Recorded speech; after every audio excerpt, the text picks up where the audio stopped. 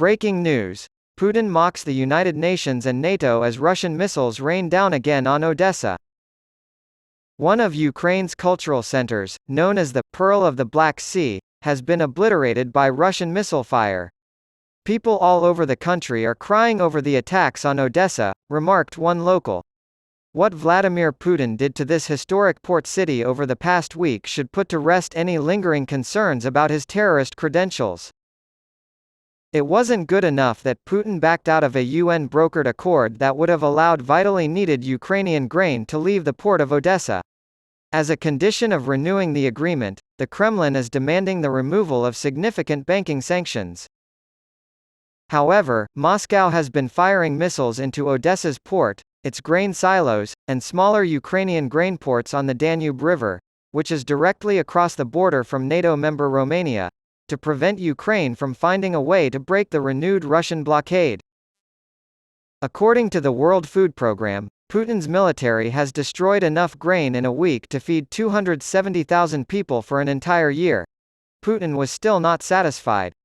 To drive home his message that the world must submit to his demands, Putin ordered Russian missiles to be fired into the heart of this World Heritage City, which was founded in 1794 by Russian Queen Catherine the Great, whom Putin admires. Putin's odious stance as protector of the Russian Orthodox Church and traditional Christian values was on full display once again. This stance has endeared him to many on the far right of the Republican Party in the United States and far-right parties in Europe. The famous Russian Orthodox Transfiguration Cathedral in the heart of Odesa was hit by a missile fired by his military, ripping off the roof and crashing into the marble altar. As I walked through the wreckage of the cathedral, I pondered how anyone could fail to recognize the truth about Putin. That he is a terrorist who has wrecked his own country and will harm others until he is stopped. In my most recent journey to Ukraine, I flew into Odessa, drove to Kyiv, and then headed east to the front lines of the counteroffensive. The crimes Putin was performing against Odesa Mama, as the city is affectionately known, drove me to return here. In addition to the church and civilian apartment complexes, Russian missiles had also struck the ancient house of scientists and academic facilities. For several nights, friends had crowded together in corridors and shelters to get through the night. My interpreter shared, my son, who is 5 years old, kept asking me whether a missile was coming to kill him.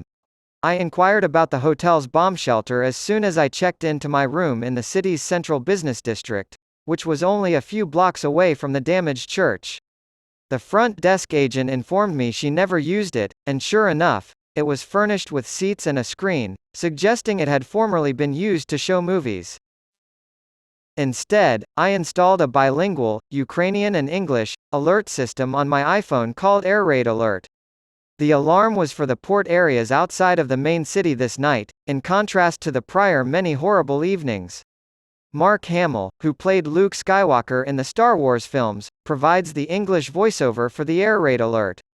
After the danger had passed, he said coolly, "Air Alert ended. Be safe and sound, and may the Force be with you."